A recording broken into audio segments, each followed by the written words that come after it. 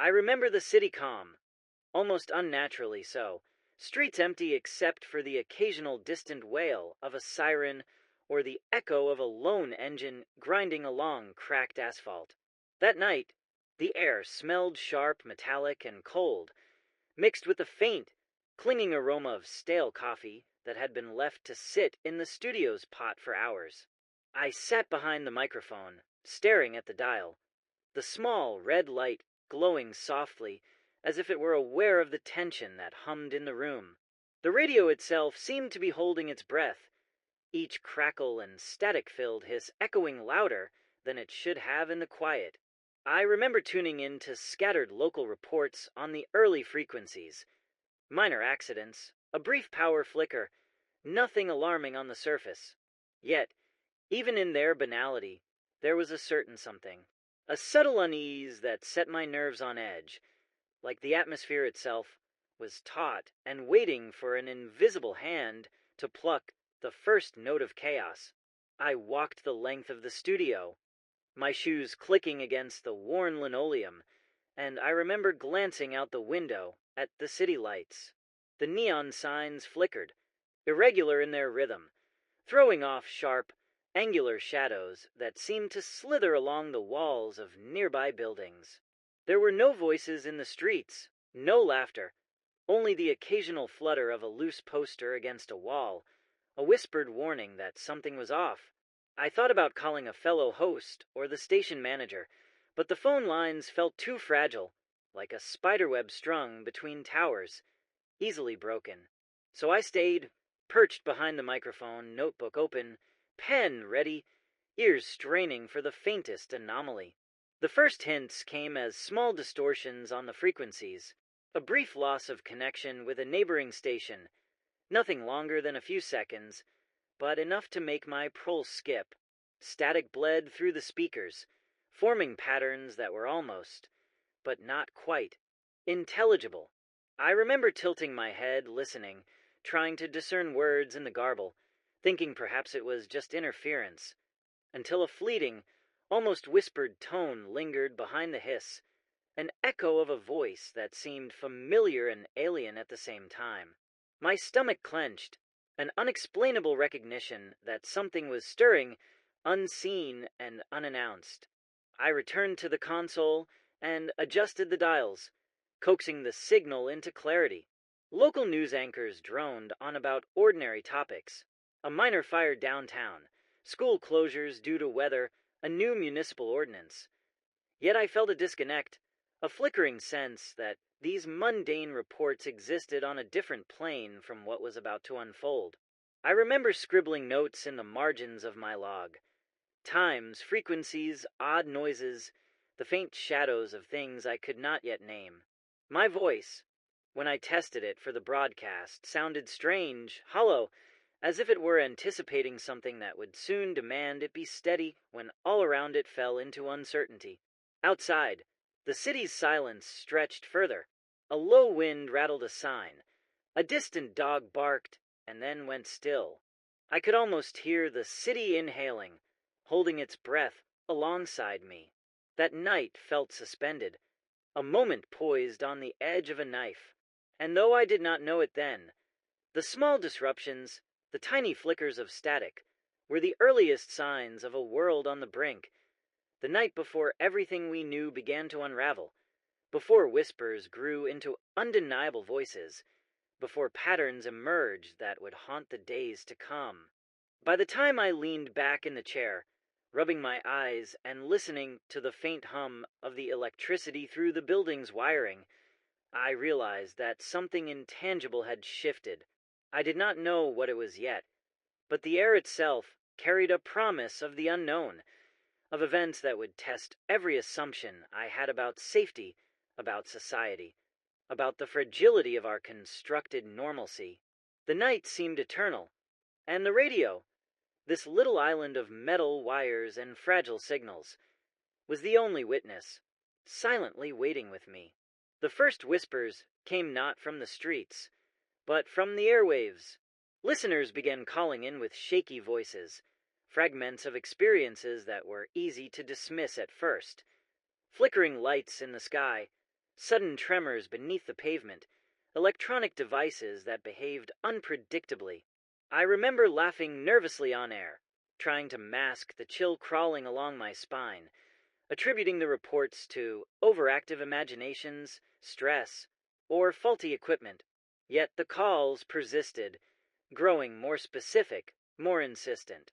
A woman from the east side described a pattern of lights dancing above the river, so precise and regular that it didn't resemble anything natural.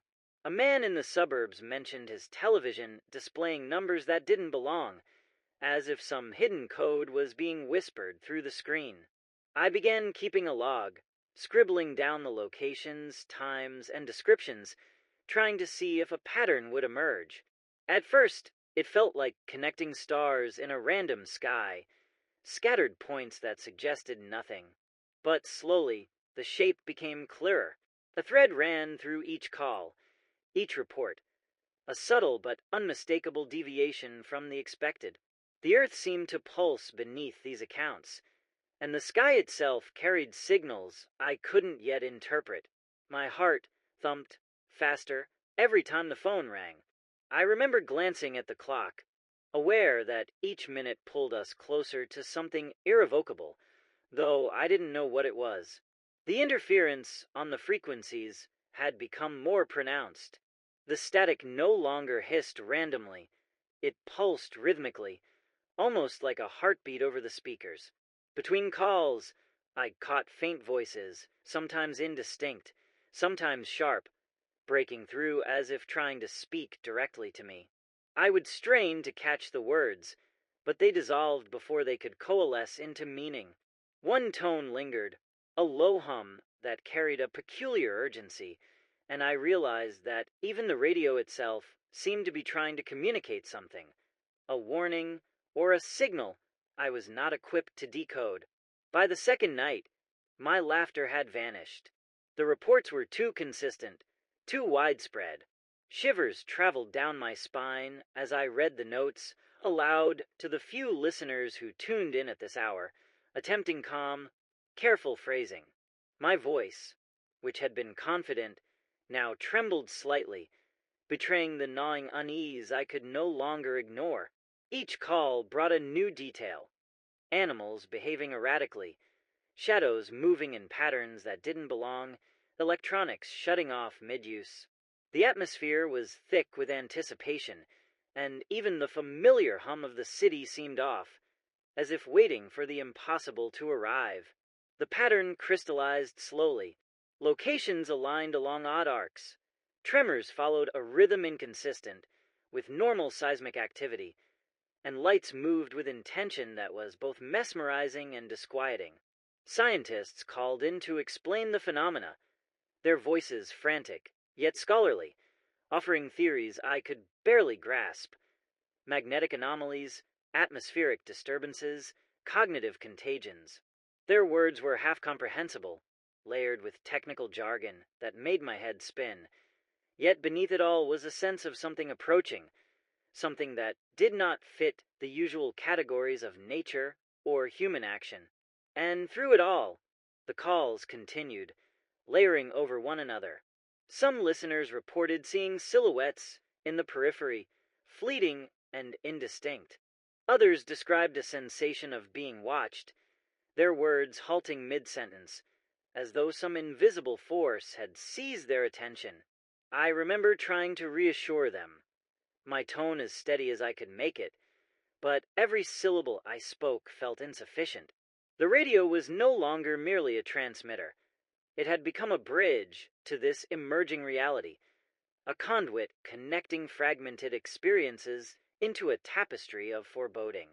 Late into the night, I sat alone, headphones on, listening to the mix of static voices and half-formed warnings. I began noticing subtle coincidences. A tremor reported in one district coinciding with a flickering of lights elsewhere. Calls from completely different neighborhoods describing identical phenomena. My pen scratched endlessly across the notebook, trying to pin down patterns that refused to be contained. Unease had transformed into something more concrete. Suspicion, the gnawing certainty that we were witnessing the first threads of an event far beyond comprehension. By the time dawn threatened the horizon, the whispers had multiplied. The airwaves were alive with reports, almost frantic, and I knew I could not dismiss them any longer. What had begun as small, isolated anomalies was coalescing into something systematic, something deliberate.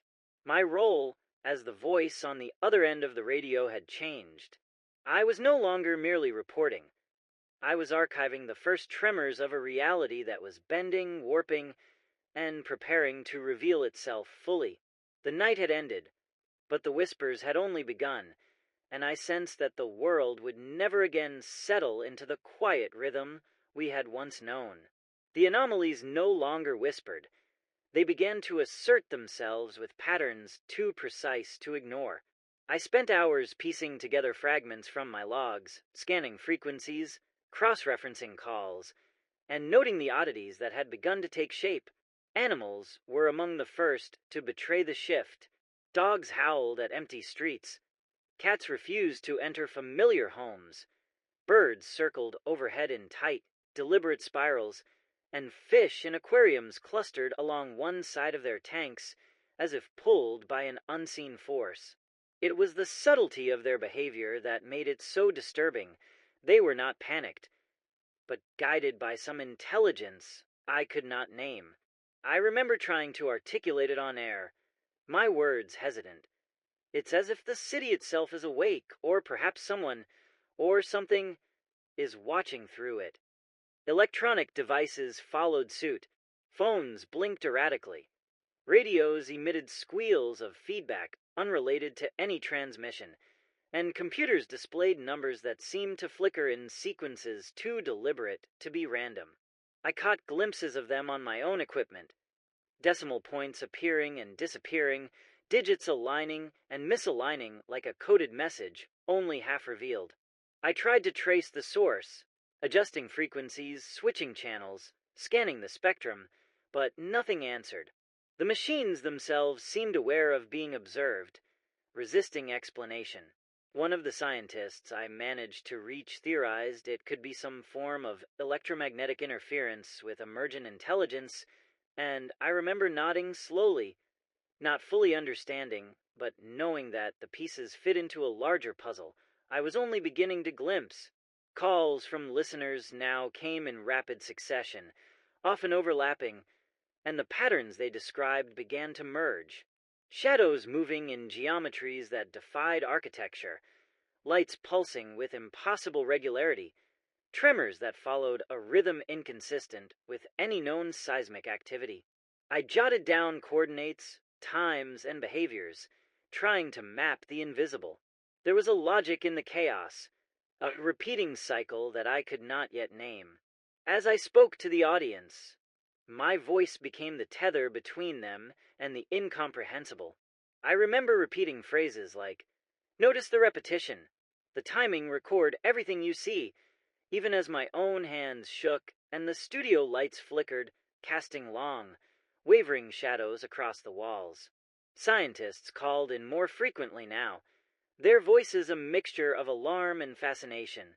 They discussed cosmic radiation, possible neurological contagions, and phenomena that blurred the line between physics and psychology. One voice, a researcher in atmospheric physics, insisted that certain anomalies coincided with minor solar flares, though the timing never perfectly aligned. Another suggested some form of emergent consciousness influencing matter directly. Their jargon made my head spin, but the urgency was clear. My listeners needed clarity, or at least a semblance of guidance, and I tried to distill complex theories into digestible warnings. It was exhausting work, balancing instruction with caution, observation with reassurance, but I had no choice. The city was changing, and my voice was the only constant many people still had. By mid-afternoon, a blackout swept the central districts, sudden and complete. I remember the microphone going dead mid-sentence, the studio lights flickering violently, and a low hiss emanating from the radio equipment that seemed to linger longer than physics should allow. My hands hovered over the console, unsure if it was malfunction or interference from something beyond. When the power returned, I resumed broadcasting with a mix of relief and dread. The patterns had intensified. Calls described synchronized behaviors across neighborhoods. Lights flashing in unison, shadows stretching in parallel, and an eerie stillness where the streets should have been alive. My memory of these moments is jagged, punctuated by long silences where the only sound was static, almost as if the world itself was breathing. I began to notice numbers appearing on screens, not just computers, but TVs, calculators, even microwave displays, sequences that repeated across devices in a way that defied coincidence. I recorded them obsessively, convinced they held meaning, perhaps a message or instruction we could not yet decipher. My notebook filled with columns of digits, small sketches of animal movements, and crude maps of energy surges I observed through radio frequency analysis. The room smelled faintly of ozone, the faint acrid tang of electrical stress mixing with coffee and sweat. Every creak of the building seemed amplified, every distant siren or engine note oddly resonant, as though echoing the hidden pattern I was desperate to decode. By nightfall, reality felt unreliable, reports layered upon one another like a fractal of disturbances. Observations that once seemed isolated now aligned into arcs and sequences. My voice carried the burden of connecting these threads for the audience. But even as I spoke, a gnawing fear lodged itself in my chest. This was bigger than any one city, any one broadcast. And as I prepared for the next round of calls, I knew the world had shifted in ways we could not yet measure, and the patterns we were seeing were only the beginning. Then it began, the first undeniable interactions. The patterns we had pieced together, the subtle anomalies, all coalesced into moments that could no longer be dismissed as coincidence or equipment failure. Calls flooded in, each one trembling with a mixture of awe and terror. People described figures, towering, angelic, luminous, that moved through the streets with an elegance and precision that was both beautiful and terrifying. I remember my voice cracking slightly as I read their reports live, trying to maintain a semblance of calm, while a rising dread coiled in my chest. The descriptions varied, yet every caller emphasized the same impossible scale, beings that seemed both corporeal and spectral, radiating an energy that was almost sentient in its focus. I recall the first moment I saw one myself, a flash of white-orange light, reflecting against glass, a shifting silhouette that occupied the intersection outside my apartment. My microphone was hot against my lips as I whispered into it, struggling to relay what I saw without inciting panic. The figure moved with a grace that defied physics, its limbs elongated, flowing as if the wind itself had shaped them, and yet its presence was unmistakable, commanding attention without words. I told the listeners what I could, voice trembling but steadying, urging them to observe and stay calm, even as my own heart raced. Calls came in faster, overlapping, each more panicked than the last. A man described being frozen in place as a figure passed through his living room, luminous wings brushing the walls without contact. A child whispered about voices, not heard, but felt, echoing in the mind rather than through ears.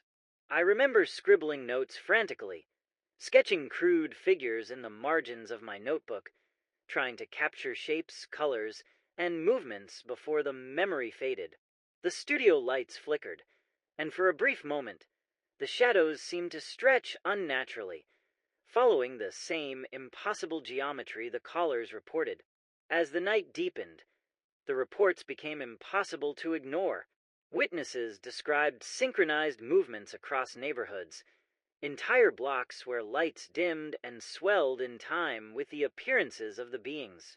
I remember relaying survival advice through the static, urging people to remain indoors, to document everything, to avoid confrontation, even as I knew my instructions could not fully protect them.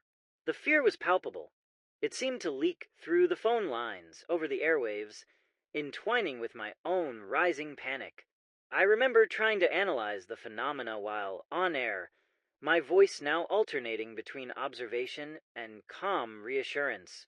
I described patterns in their movements, the way they circled certain locations, the subtle energy pulsing along the streets they traversed, and the strange magnetic hum that seemed to accompany them. Scientists called in urgently, theorizing about electromagnetic fields, gravitational anomalies, and possible psychological contagions. Their words felt simultaneously grounding and inadequate. There was no precedent for what we were seeing, no framework to fully interpret these beings, yet every observation hinted at intelligence and intention far beyond human comprehension. Listeners began reacting in real time. Many stayed on the line, their voices trembling, describing actions that I could barely process. Objects levitating momentarily, windows fogging from a heat that didn't exist, shadows that stretched against walls in impossible directions. Others hung up mid-sentence, leaving static as their only trace. I remember the gut-wrenching fear of those lost connections, the dread that someone I could hear, just moments before, might be gone, caught in the presence of these beings. The studio felt suffocating. Each breath weighted with the enormity of the reality I was now documenting. There were moments of surreal beauty amid the terror, a flash of multicolored light cascading across a park, reflections on puddles creating kaleidoscopic illusions, figures moving with what could only be described as dance-like precision. Yet for every moment of awe, there was dread. The weight of their gaze, the undeniable sense that they were not just observing but assessing, interacting with the world according to rules we could not understand.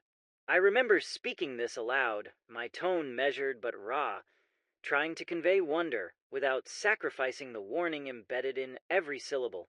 By the early hours, the panic was collective. I could hear it in the calls, in the static, in the very air of the city outside. My memory of those moments is fragmented but vivid. Faces pressed to windows, lights flickering in desperation, footsteps running through empty streets. The radio became a lifeline, a thread connecting the isolated and terrified, and I clung to that role even as my own mind struggled to reconcile reality with observation. Each description I read, each note I scribbled, added to a mosaic of incomprehensible presence that was no longer a rumor, no longer an anomaly.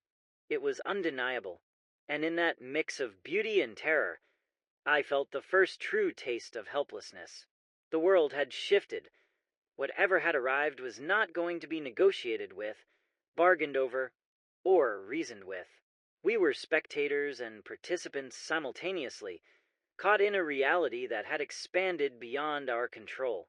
My voice, once a simple conduit for information, had become a bridge between the ordinary and the extraordinary, carrying both warning and witness.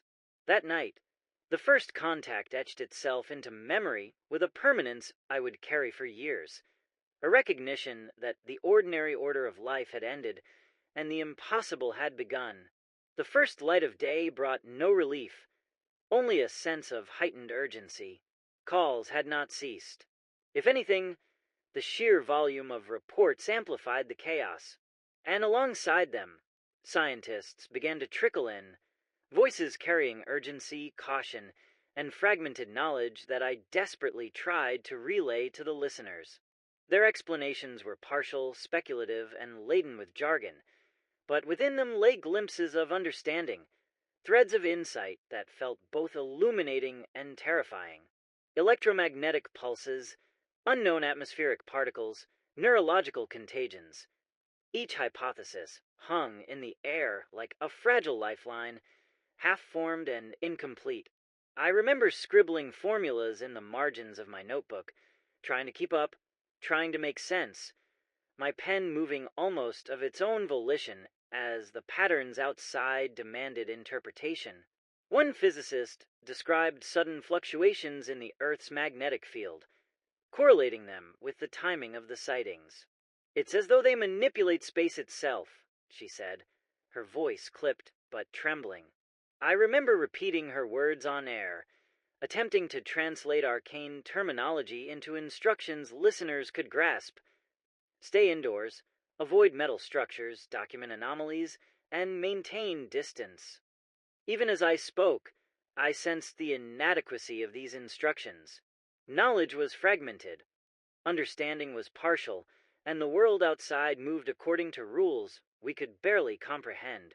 Another caller, a neurologist, speculated about the effects of a possible contagion that acted on perception, memory, and cognition. "It's subtle," he warned, "a distortion of neural processing, not always conscious. People see what we cannot predict. It's the brain's attempt to interpret something beyond comprehension." My fingers trembled as I relayed this to the audience, aware that some would panic at the notion of their own senses betraying them. And yet, there was a small kernel of hope. If we could understand even part of it, if we could anticipate patterns, perhaps survival was possible. That hope was fragile, like ice over a deep, unseen current. I recall moments of exasperation as I tried to reconcile conflicting theories. One meteorologist insisted the lights were a form of ionized atmospheric energy, the result of conditions yet undocumented. A biologist argued that the aberrant animal behaviors indicated an emergent ecological intelligence, organisms responding in ways that seemed orchestrated by an unseen force. I transcribed their words diligently, aware that any piece of information could prove critical for the audience trying to navigate a city now behaving unpredictably. Each hypothesis was partial, each explanation incomplete, yet together they formed a mosaic, chaotic, imperfect, yet alive with possibility. The interference on the radio frequencies had escalated. Odd tonal distortions made voices sound distant, hollow, almost ghostly. I remember pausing mid-sentence as the scientist's warning was warped, stretched, replayed backward in fragments. The effect was disorienting, heightening both tension and urgency. Listeners reported similar phenomena on their own devices, overlapping frequencies, faint echoes of conversations they hadn't heard, distortions that suggested something beyond standard interference. It was as if the very medium of communication had become an extension of the event itself, a conduit for both knowledge and fear. Despite the technical explanations, the human element remained central. Callers described subtle cues in the behavior of the beings outside, movements, pauses, a synchronization that hinted at intelligence and intent. I tried to convey these observations alongside the scientists' fragmented hypotheses, balancing caution with practicality. "Record everything," I urged. "Note the times, locations, behaviors. Patterns matter. Do not assume any behavior is random." My pen scratched endlessly across the notebook, creating grids, charts, and diagrams that would later seem as much a map of fear as of understanding. Even with experts guiding the broadcast, frustration weighed heavily. Information arrived in drips and bursts, never complete, and the pressure to translate it into actionable guidance for listeners was immense. I remember the ache behind my eyes, the tension in my shoulders, the sense that the studio itself had become a war room, a command center for a battle we could not see. Yet the urgency propelled me forward, my voice the lifeline that bridged incomprehensible phenomena with human survival. In the margins of memory, I recall scribbling formulas I could not fully interpret, attempting to connect the variables: electromagnetic flux, tremor intensity, cognitive anomaly rates. Each calculation felt simultaneously critical and futile. Some nights, I would glance at the clock, listening to the low hum of equipment, and wonder if anyone truly grasped the scale of what we were facing. Knowledge was power, but it was precarious, incomplete, and often distorted before it could reach those who needed it most. By the end of that day, a pattern of partial understanding had emerged. We had fragments of explanations, warnings, and observations, yet the whole remained tantalizingly out of reach.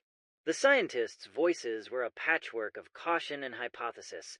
The listeners' reports a kaleidoscope of fear and wonder. I remember taking a deep breath before speaking into the microphone, aware that every word might shape someone's next choice, potentially mean the difference between life and death.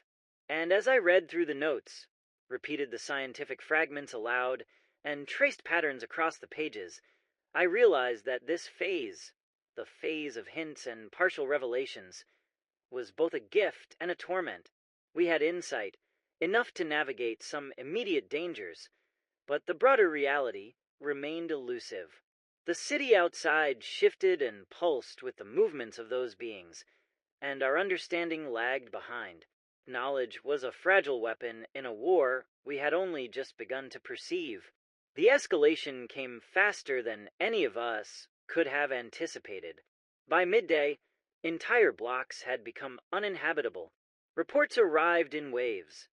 Fires breaking out simultaneously in different neighborhoods. Roads abandoned, hospitals overwhelmed by both the frightened and the injured. I remember gripping the microphone, trying to translate the chaos into coherent instructions, but my own mind felt frayed, like a radio antenna buffeted by invisible currents. The city I had once known, the streets I walked, the buildings I passed, was no longer recognizable. It was a shifting, pulsating organism, responding to the presence of forces we could not name. Calls flooded the lines. Voices trembled, shouted, and then broke into silence. People described seeing the angelic forms moving with a deliberate, almost hive-like coordination, sweeping through entire districts with uncanny precision. I remember listening in disbelief, scribbling frantic notes, trying to track the patterns, but even with charts, grids, and maps, the movement defied comprehension. Their coordination suggested intelligence far beyond human calculation, an understanding of space and timing that rendered human intervention nearly meaningless. I remember describing what I saw from my apartment window, streets emptying in minutes, shadows stretching and converging with a precision that felt choreographed. Traffic lights flickered in unison, street lamps dimmed and flared in response to the figure's approach, and the hum of electricity seemed to shift with each pulse of movement. My voice on the airwaves became urgent, my sentences clipped and hurried as I urged listeners to seek shelter, remain indoors, and avoid any attempts at confrontation. I knew that my words were sometimes the only tether between them and survival. Hospitals were overwhelmed beyond capacity. Callers described long queues of injured and terrified people, staff abandoning posts, emergency services ceasing to function effectively. I remember repeating, almost obsessively, that people should prioritize safety over heroism, that survival required patience, observation, and discretion. The world outside had become a theater of controlled chaos, and we were all unwilling participants in a drama too immense to fully grasp. The radio itself became unpredictable. Blackouts hit for hours at a time, leaving me frantically resetting equipment, adjusting frequencies, hoping to maintain a fragile connection to the audience. When the signal returned, static had intensified, voices distorted, overlapping, and carrying through faintly the terror of others. I remember reading notes from callers that arrived half-garbled, fragments of screams, and instructions merging in a disorienting hum. Each transmission was a puzzle. Decipher what was meaningful, discard the noise, and relay guidance as quickly as possible. The angelic forms continued their sweeping presence. Multiple callers described synchronized movements that seemed impossible. Entire blocks of lights dimming in sequence, shadows bending in perfect alignment, objects subtly shifting as if nudged by invisible hands. I remember repeating their observations aloud, attempting to connect the dots in real time, knowing that the patterns suggested something methodical, almost strategic. The city was no longer a backdrop.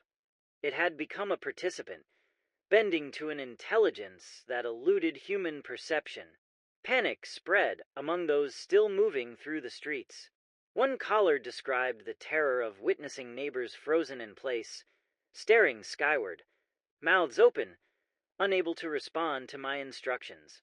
Another spoke of children disappearing briefly from view, only to reappear in a state of shock, eyes reflecting an understanding far beyond their years.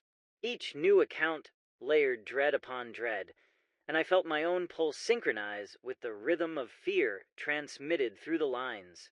My hands shook as I took notes, repeated guidance, and tried to remain steady for the audience, even as I feared for my own life. I recall a moment when the studio's lights dimmed and flickered violently, shadows dancing across the walls.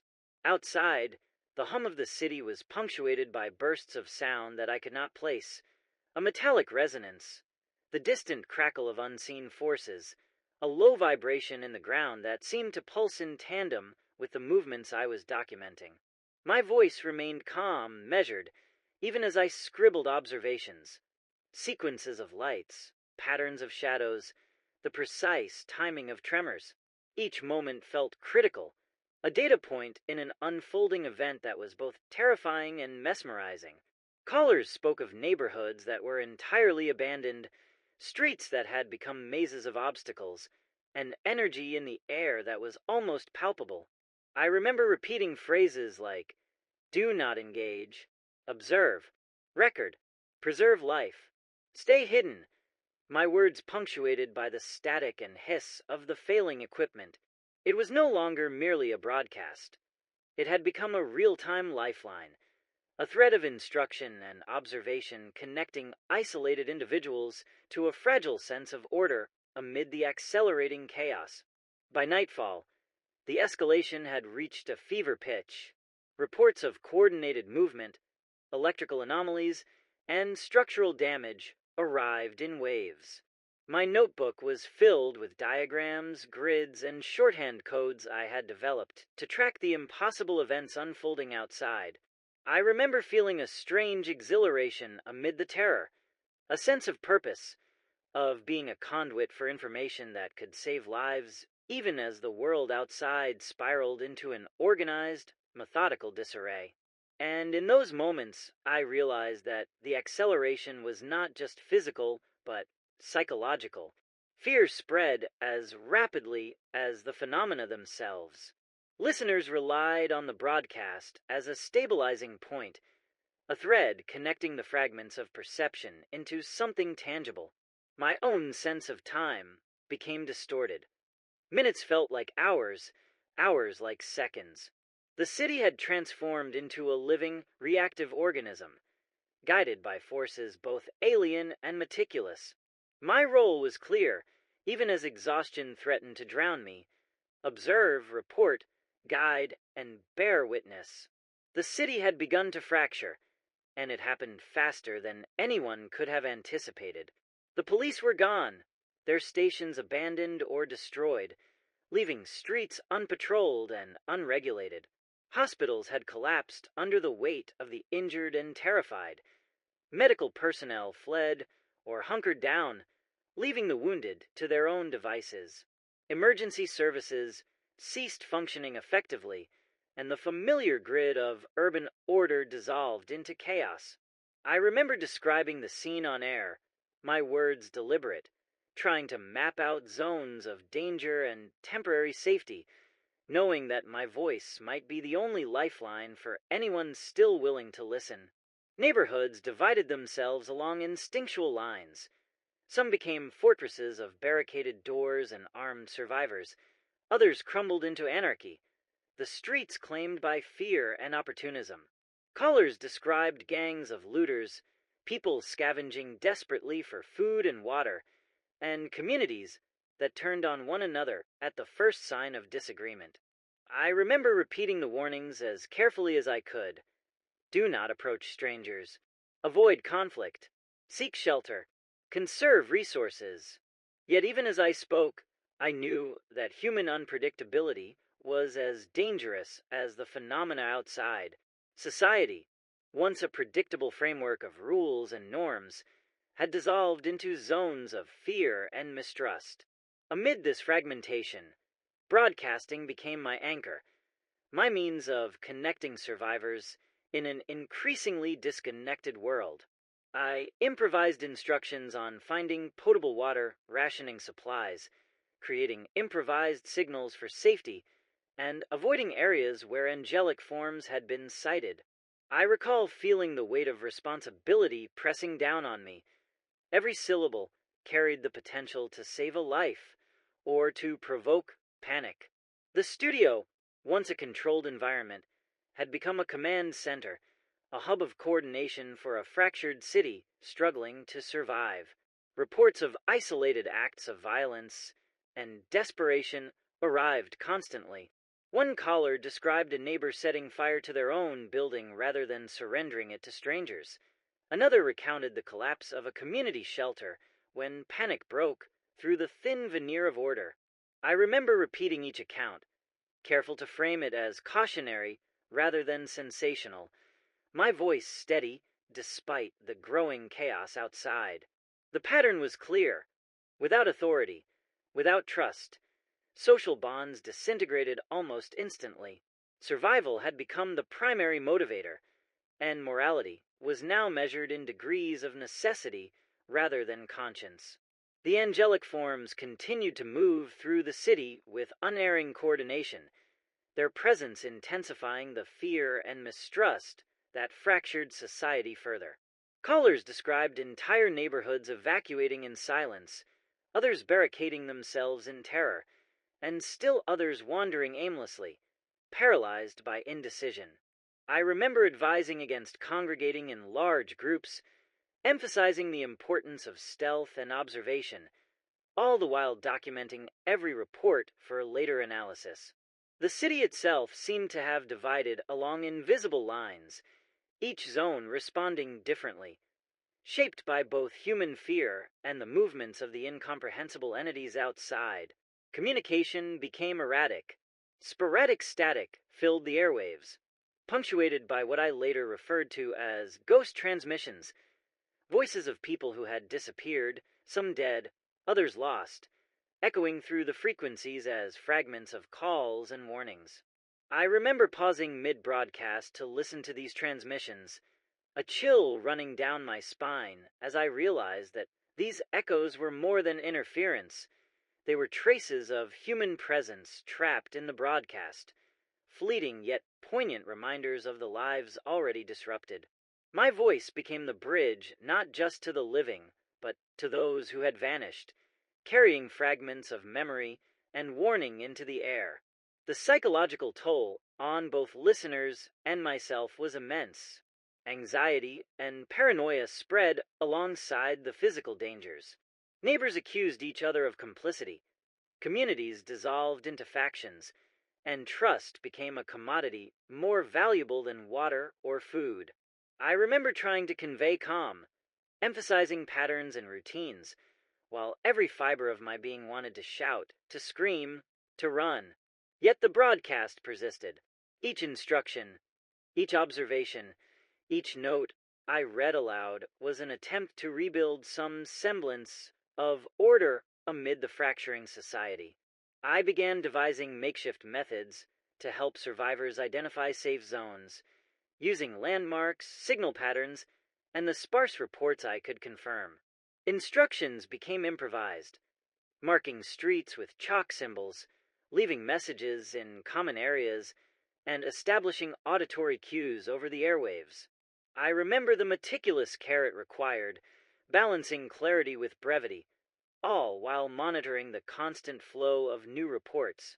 The city was alive with danger, but some pockets of human ingenuity persisted, clinging to hope amid despair. By the third day of societal collapse, the scale of the fracture was undeniable. Entire districts were no longer inhabited by organized groups of people, but by isolated survivors, navigating fear, hunger, and exhaustion. Reports from callers illustrated a patchwork of human experience.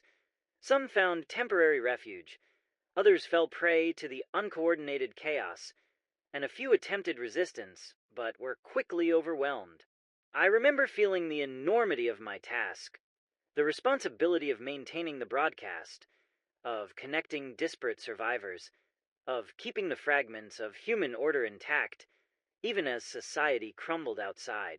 And yet, amid the collapse, there were fleeting moments of resilience.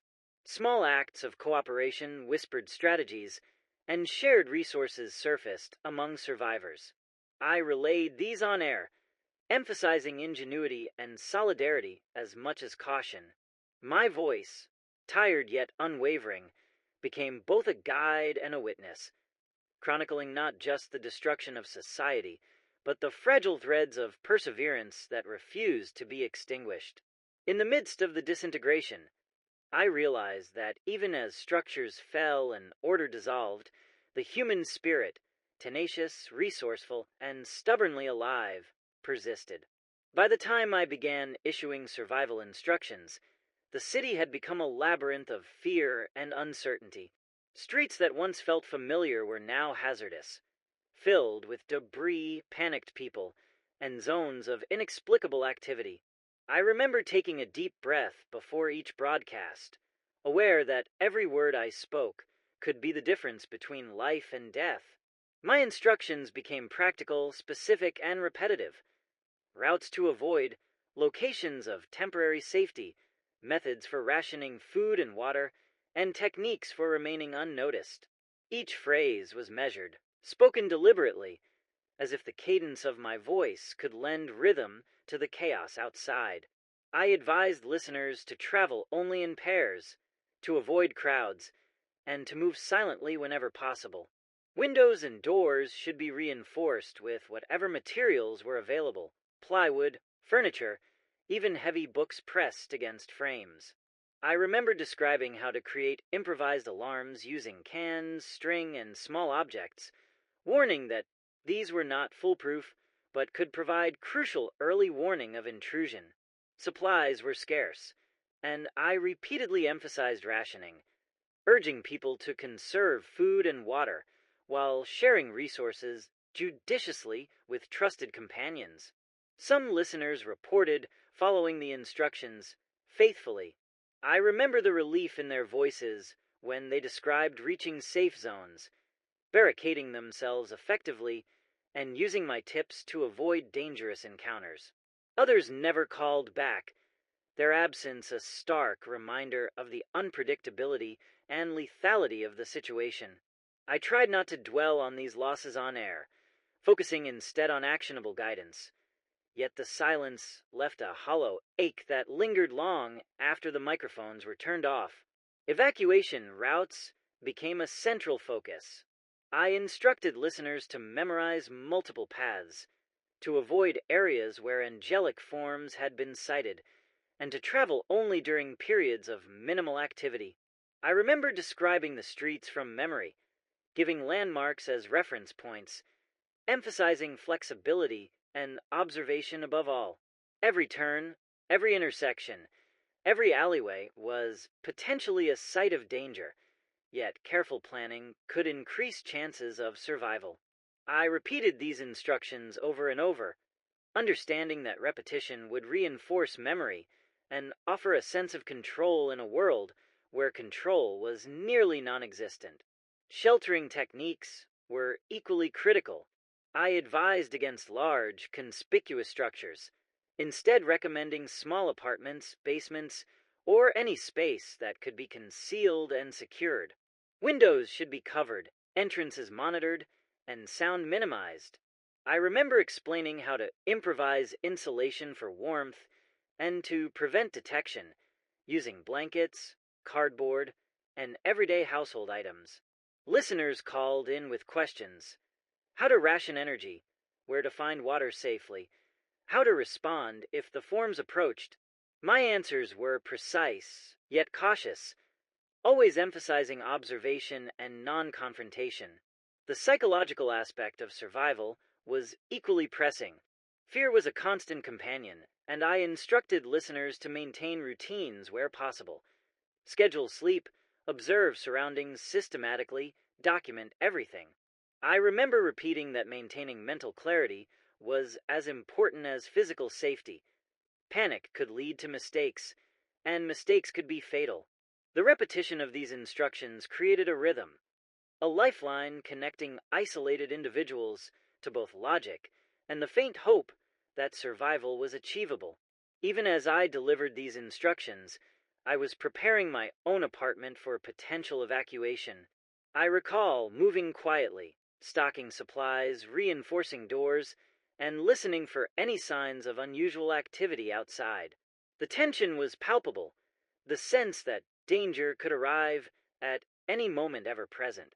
And yet, I spoke on the airwaves with as much calm as I could muster, knowing that my listeners relied on steadiness more than anything else.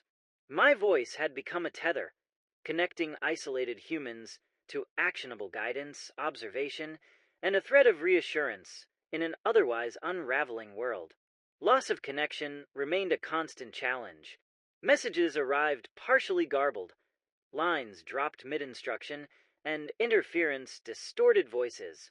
One recurring whisper, faint and chilling, repeatedly broke through, "Do not leave." I remember pausing mid-sentence, listening carefully, debating whether it was interference, a hallucination, or something more intentional. The presence of these ghostly voices heightened tension, reminding me that every decision carried risk, and that survival required vigilance not only of the external environment, but of perception itself. By the end of that period, I had compiled an informal manual of survival: routes, shelter techniques, rationing methods, and psychological strategies. My voice carried these instructions into the night, offering practical guidance, while also conveying awareness of the larger, incomprehensible forces at work outside.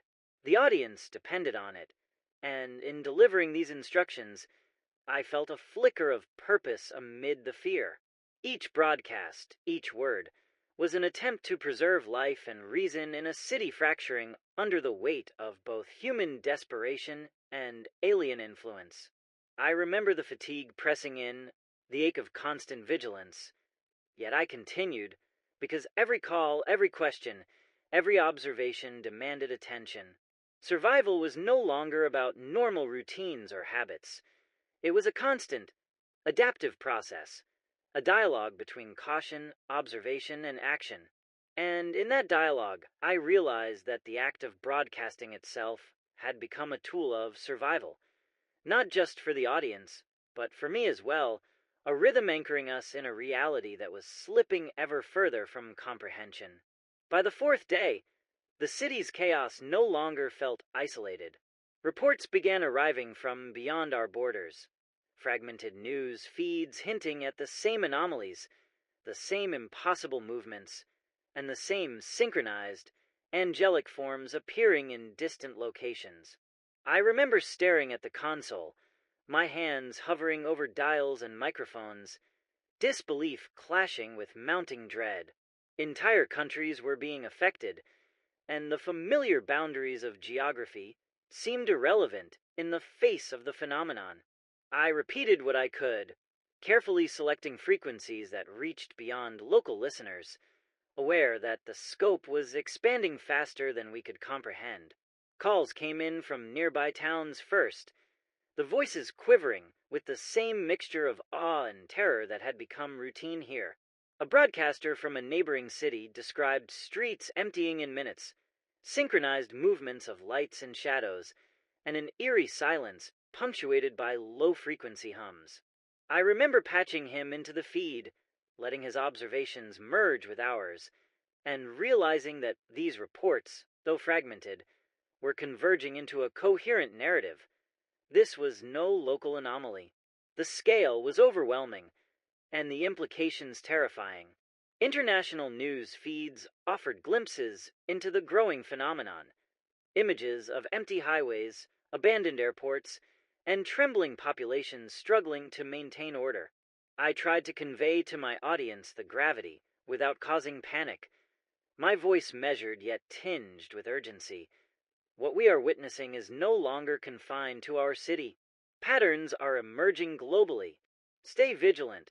Document. Protect yourselves. Every syllable felt heavy with responsibility. The listeners on the line were already grappling with survival locally.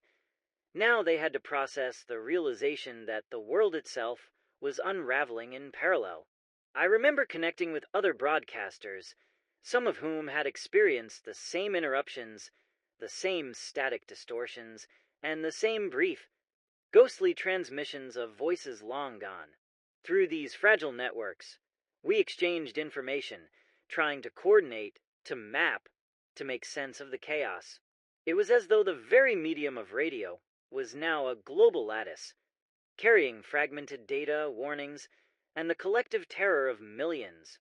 Yet the coordination was tenuous at best, interrupted constantly by interference, blackouts, and unpredictable phenomena.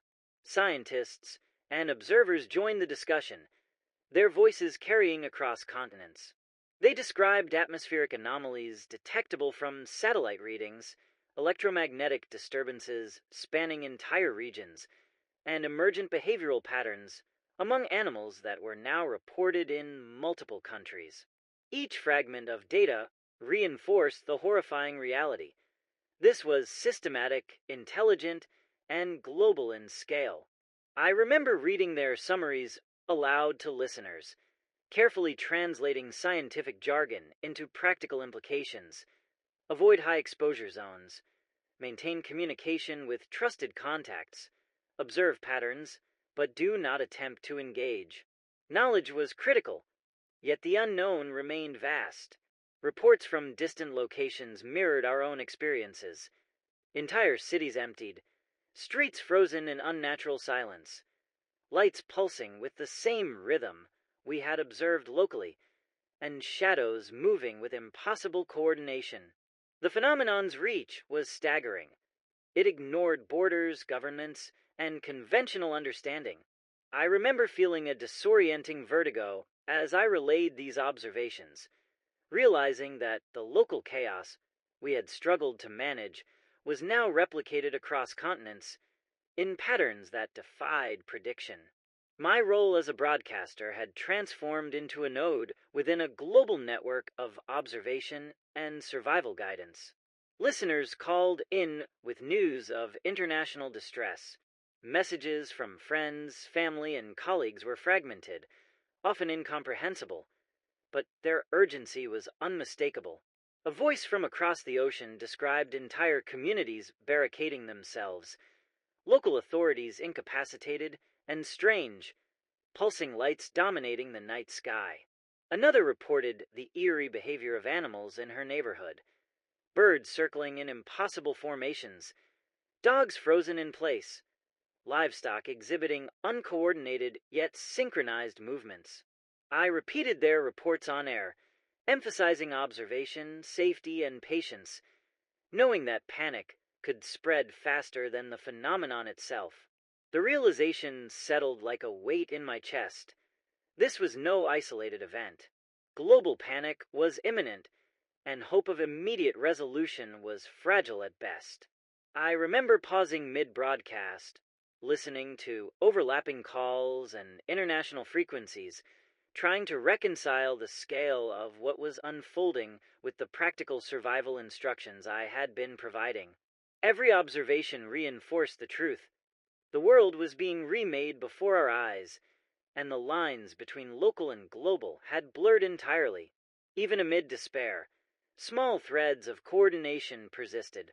Short-wave bursts carried messages between survivors, coded instructions that transcended language and distance. I remember patching some of these communications through, offering brief reassurances, and emphasizing the importance of collaboration. Across the static and interference, there was a flicker of hope. Human ingenuity and resilience persisted, even on a planetary scale. Yet it was fragile, overshadowed by the immense systematic and incomprehensible forces we now faced. By nightfall, the global scope of the event had become undeniable. Calls, transmissions, and reports were no longer just local or national. They were part of a tapestry of observation, fear, and survival extending across continents. My voice, once a local lifeline, had become part of a broader network of connection, instruction, and chronicling. I remember the dizzying realization that the same principles we had applied locally, observation, caution, rationing, and communication, were now essential worldwide. Survival had become a global endeavor, dependent not only on individual action, but on collective understanding, even if that understanding was partial and fragmented. And in that moment, I understood that the world we had known, the predictable, ordered world of streets, cities, and governments, had been irrevocably altered. What we were witnessing was systematic, intelligent, and global in scope. The phenomenon could no longer be contained in maps or charts. It was a presence spanning nations, affecting millions, and redefining what it meant to survive.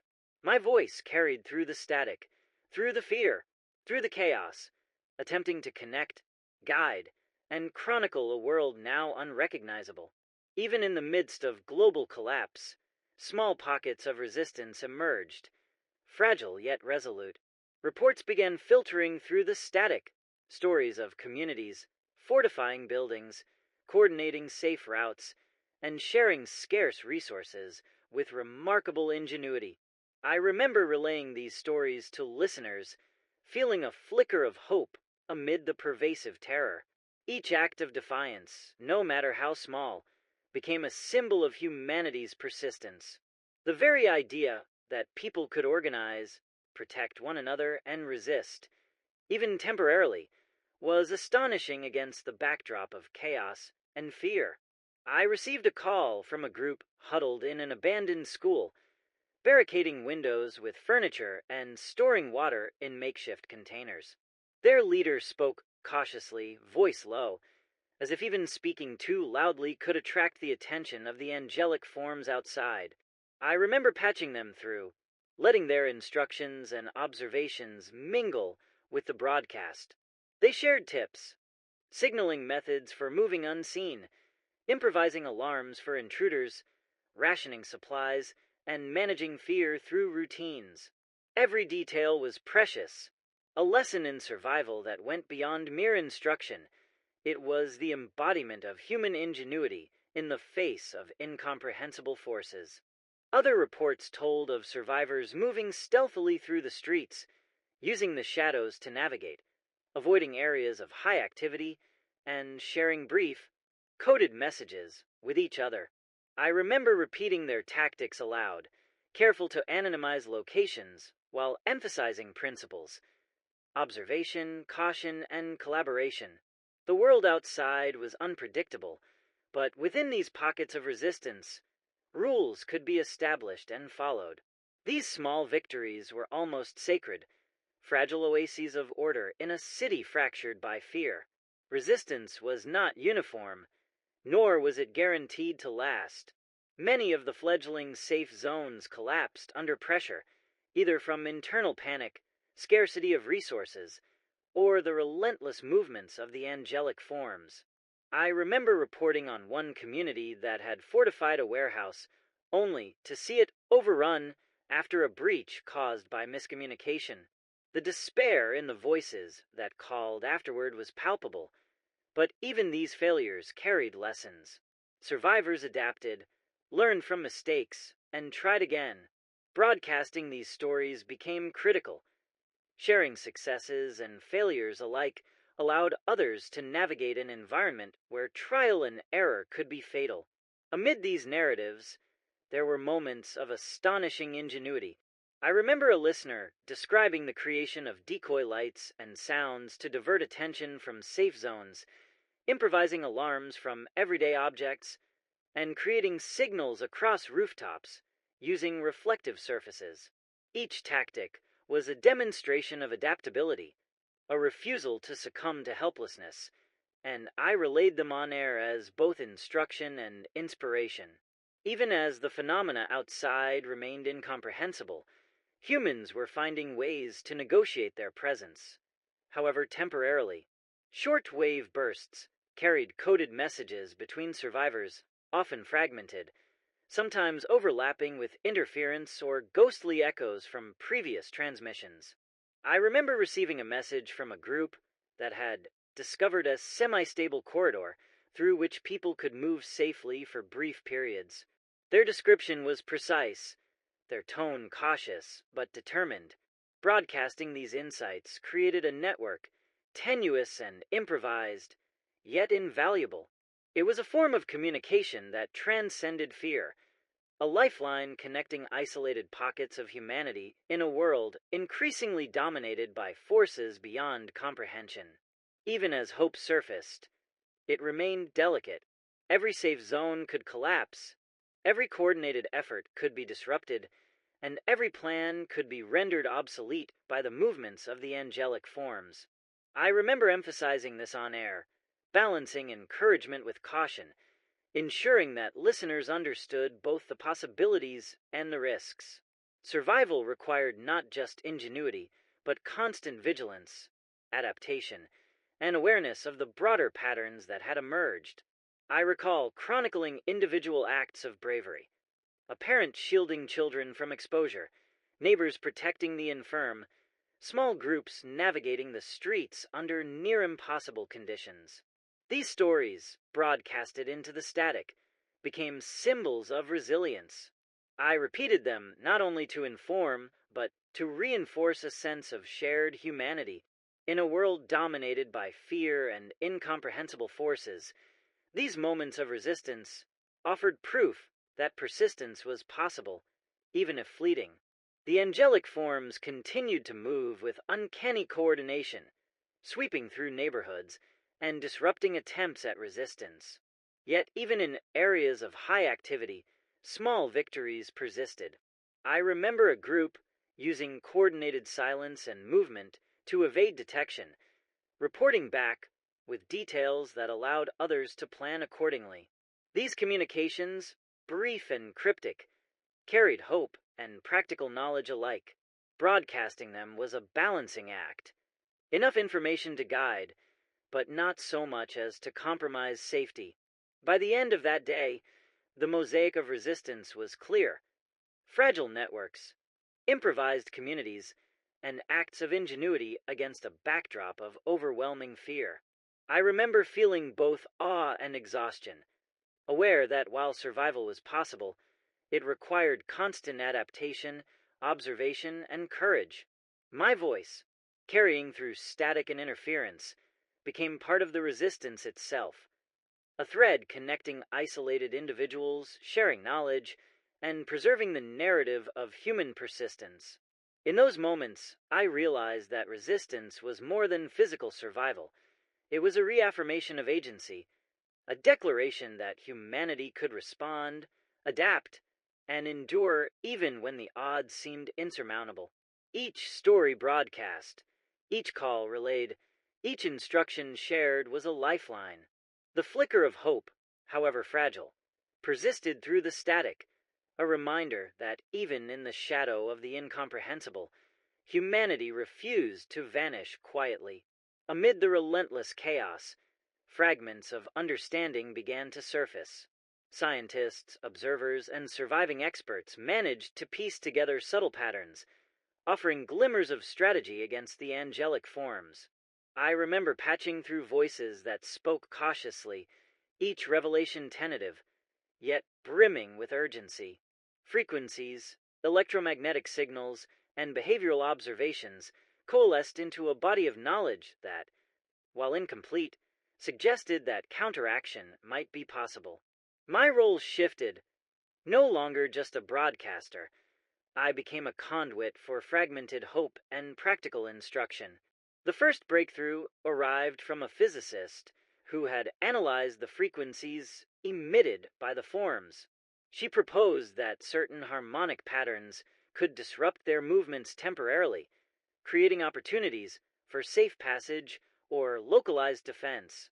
I remember repeating the findings on air, carefully translating scientific terminology into actionable guidance. Use devices capable of generating these frequencies, calculators, radios, improvised circuits at moderate levels to create safe zones. Observe the response carefully. Do not overexpose yourself or others. The caveat was critical. Misuse could provoke rather than protect. My voice, normally steady, wavered under the weight of responsibility, knowing that lives depended on both understanding and precision. Observers added behavioral insights. Patterns emerged in their movements, indicating predictable pauses, synchronized rotations, and responses to stimuli, light, sound, and electromagnetic interference. I remember patching through field reports from survivors who had tested these patterns experimentally, noting where movement slowed or shifted. Each observation became a point of instruction for the wider audience, a small foothold in an otherwise incomprehensible reality. Listeners absorbed the information with a mix of awe and apprehension, desperate for any edge that could aid survival. Biologists contributed equally important information. They noted responses in local fauna, indicating that the angelic forms interacted with natural systems in measurable ways. I remember reading aloud observations of birds freezing in flight, rodents avoiding certain areas, and fish congregating unusually near water currents. Each example offered indirect clues to the larger intelligence at play, and I emphasized to the audience that careful observation of natural indicators could guide safe navigation. Even small details became critical data points in a world where direct confrontation was often fatal. Despite the hope, communication remained tenuous. Interference distorted voices, broadcasts overlapped, and ghost transmissions occasionally interrupted instructions.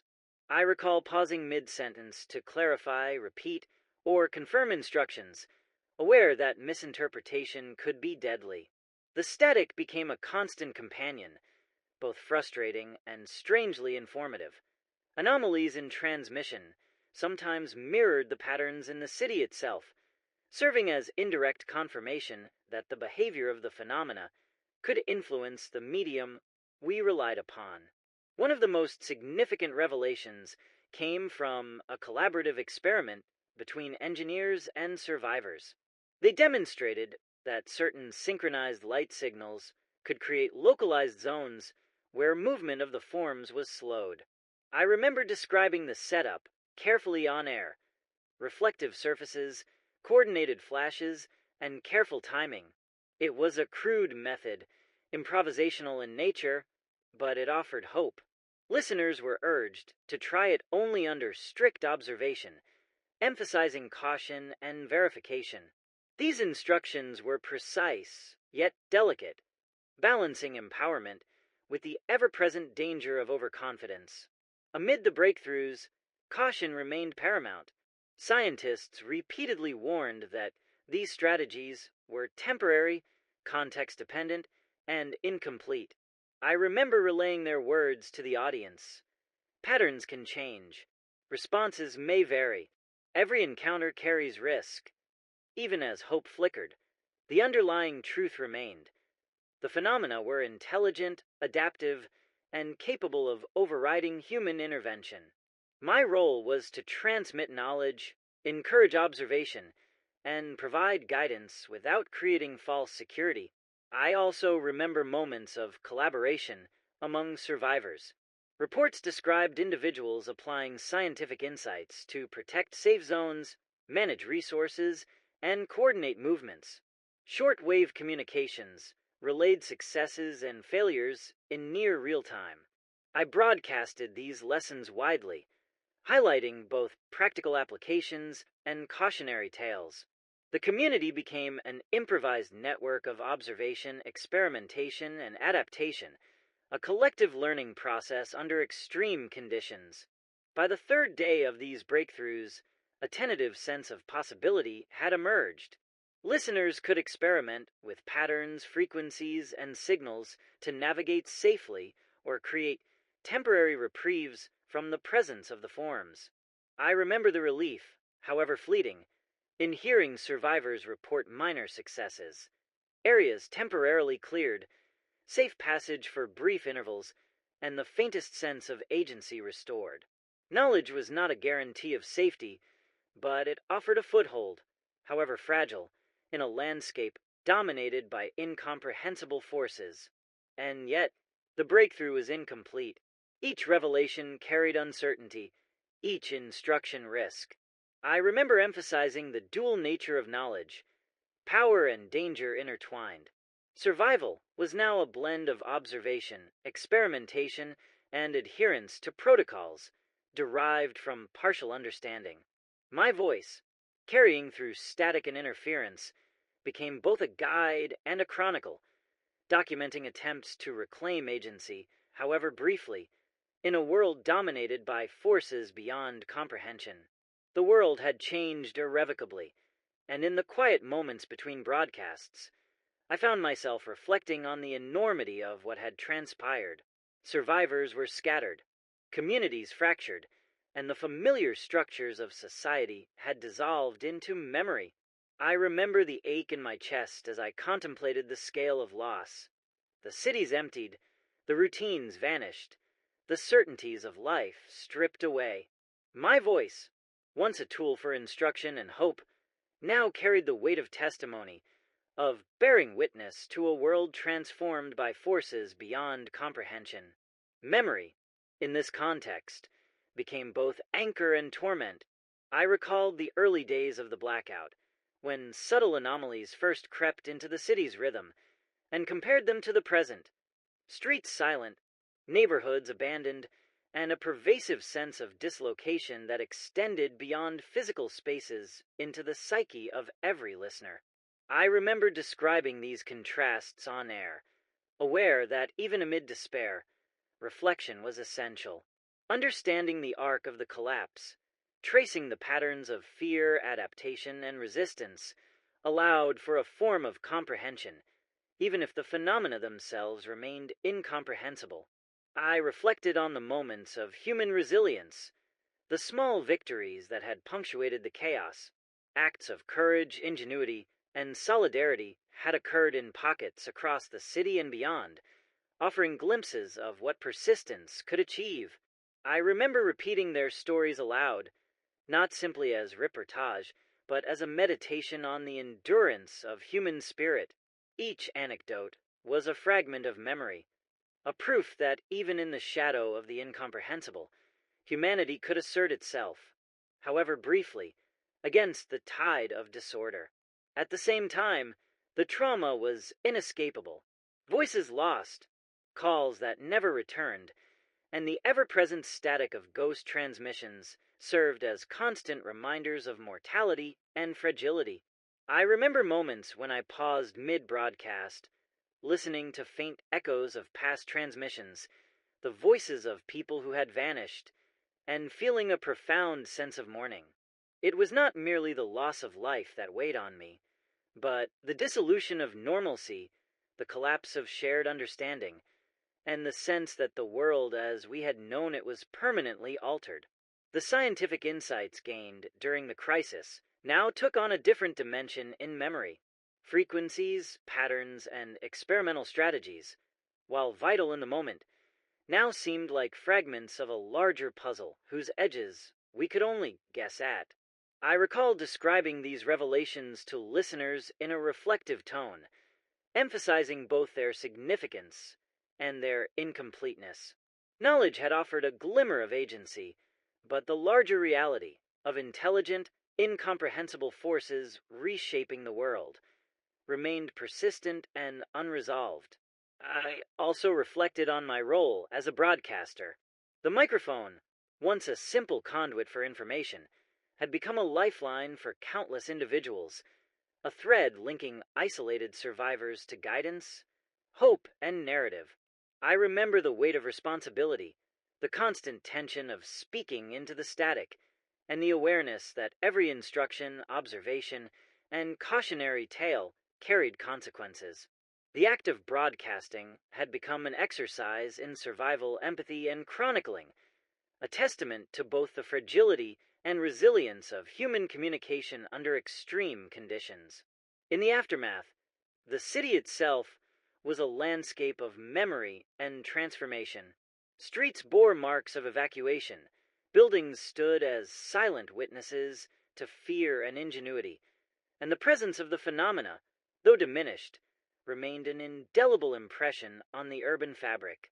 I remember describing these changes on air, drawing connections between what had been lost, and what persisted in altered form.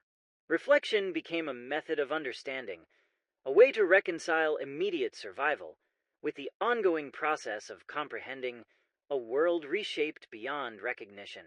Ultimately, I realized that this reflection was not merely personal, but collective.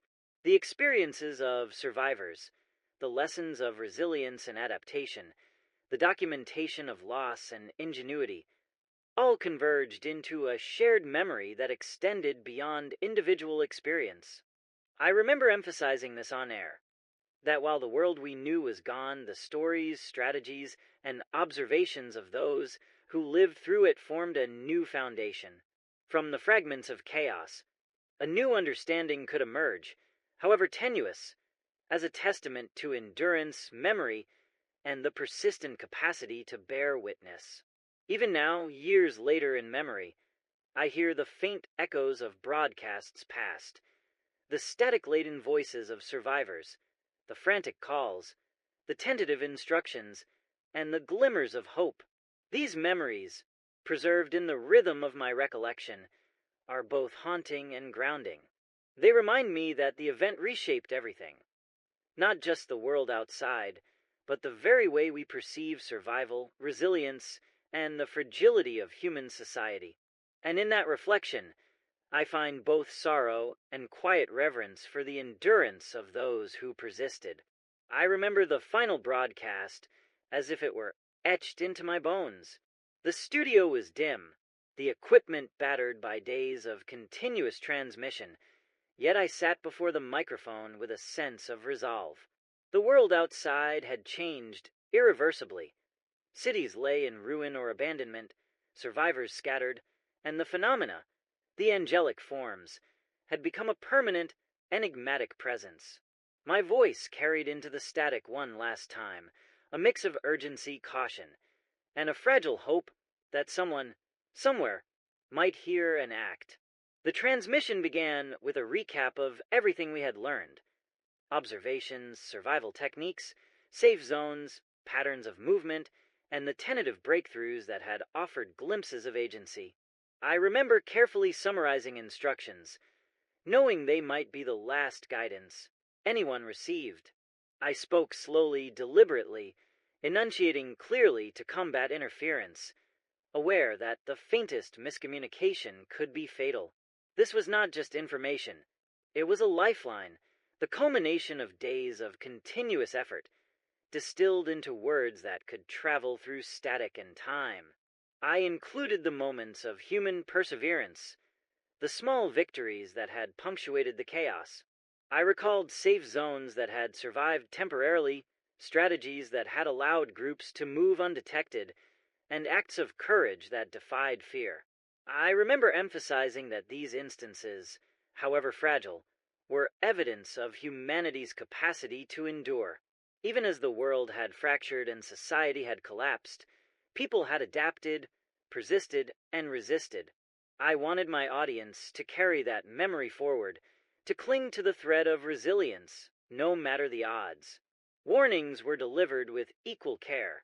I reiterated the dangers of overconfidence, the unpredictable nature of the phenomena, and the need for constant vigilance.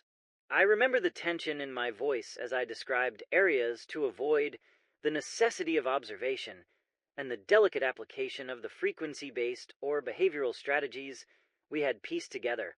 Each instruction was a careful balance between hope and caution, a bridge between knowledge and uncertainty, designed to give listeners a fighting chance while acknowledging the limits of what we knew. As the broadcast continued, I shared my own reflections. I spoke of the city as it had been before the collapse, of the quiet streets that had first hinted at something wrong, and of the escalating chaos that followed. I remember feeling the weight of memory, the responsibility of testimony, and the fragility of human experience pressed into the microphone. My recollections were tinged with sorrow, exhaustion, and the faintest glimmer of wonder at the resilience displayed amidst incomprehensible forces. This was not merely a survival guide. It was a chronicle, a final testament of what had transpired. The audience responses were fragmented, carried through static and interference. Some voices filtered through, shaky and distant, recounting their own experiences or offering fleeting gratitude. Others were lost entirely, swallowed by blackouts and ghost transmissions. I remember pausing to acknowledge these voices, honoring both their presence and their absence, knowing that each represented a human life navigating the edge of survival. The airwaves became a mosaic of memory, instruction, and collective experience, a record of the world as it had been, and as it had become. Toward the end, I addressed the unknown. I admitted the limits of our understanding, the incompleteness of the strategies, and the uncertainty of outcomes. I remember the deliberate humility in my tone, recognizing that the phenomena were intelligent, adaptive, and still largely beyond comprehension. My goal was not to assure, but to inform, to provide what knowledge I could while acknowledging that survival was a precarious, ongoing process. The broadcast became a meditation on uncertainty, courage, and the human capacity to endure even when outcomes were far from guaranteed.